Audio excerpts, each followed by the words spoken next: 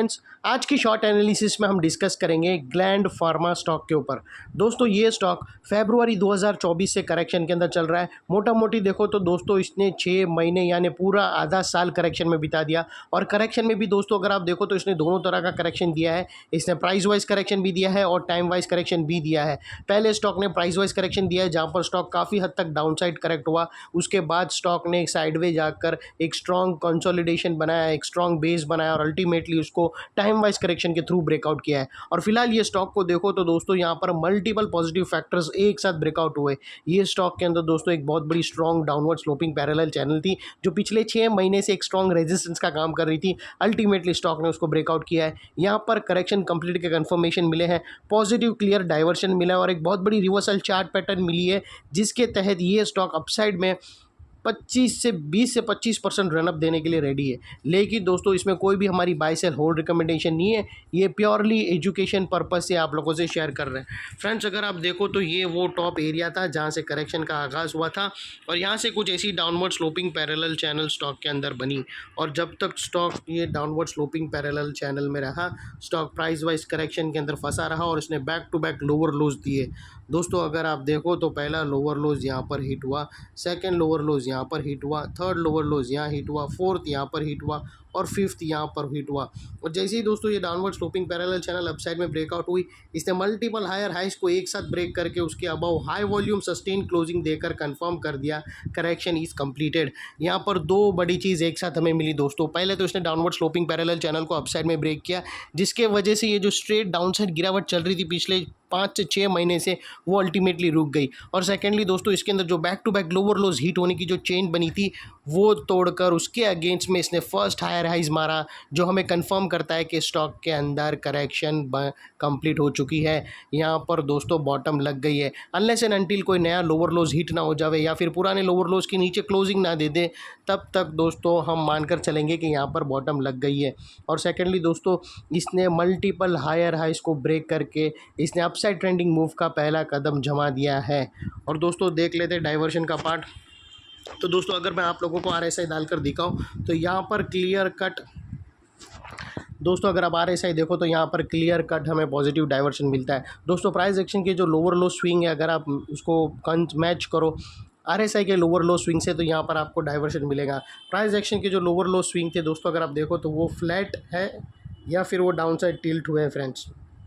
और वही अगर आप RSI के लोअर लो स्विंग देखो तो वो अपसाइड में टिल्ट हुए हैं। और सिमिलर MACD के अंदर भी दोस्तों ऐसा ही बना है, MACD के अंदर भी क्लियर डाइवर्शन मिला है। और यहाँ से दोस्तों पैटर्न ब्रेकआउट हुई है, जो एक अपसाइड मोमेंटम पंप करेगा स्टॉक के अंदर।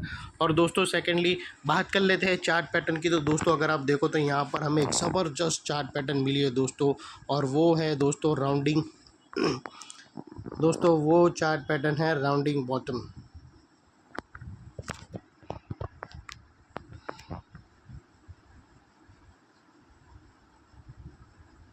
दोस्तों अगर मैं आप लोगों को बता दूं तो यहाँ पर आप विटनेस कर सकते हो कि यहाँ पे हमें क्लियर कट एक राउंडिंग बॉटम बनते हुए दिखी है, और जिसकी नेकलाइन निकल कर आती है,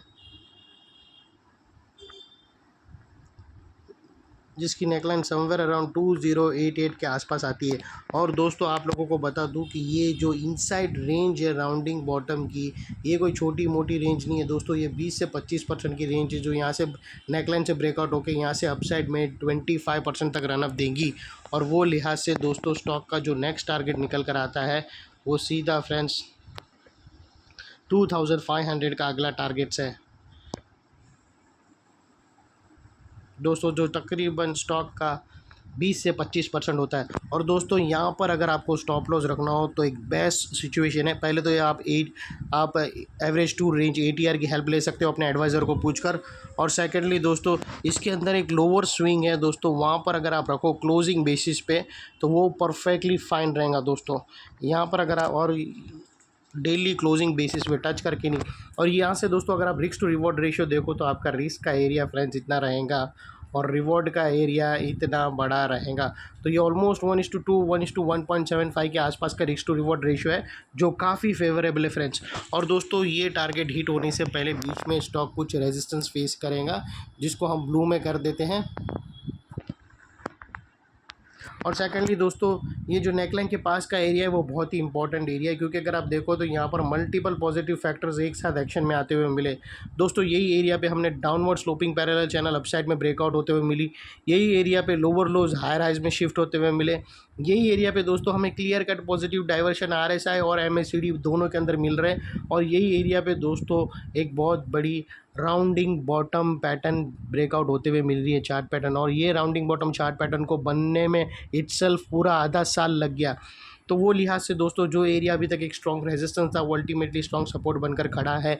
और इनकेस अगर स्टॉक अपसाइड चलना शुरू हुआ और अगर वो कहाँ पर भी रेजिस्टेंस या सेलिंग प्रेशर फेस करके वापस वो नीचे आना स्टार्ट किया तो दोस्तों ये जो नेकलाइन के पास का एरिया है वो बहुत ही इंपॉर्टेंट एरिया है और ये एक स्ट्रॉन्ग सपोर्ट का काम करेगा। और इतने बड़े स्ट्रॉन्ग सपोर्ट के नीचे हमारा स्टॉप लॉस है जो आसानी से हिट नहीं होगा, लेकिन बाई एनी चांस अगर क्लोजिंग बेसिस पे हिट हो गया तो दोस्तों नो इफ़ नो बट सीधा स्टॉप लॉस देकर तुम्हें ट्रेड को क्लोज कर देना चाहिए। ये थी हमारी शॉर्ट एंड स्वीट एनालिसिस। अच्छी लगे तो प्लीज़ चैनल को लाइक शेयर सब्सक्राइब ज़रूर करना फ्रेंड्स। Thank you.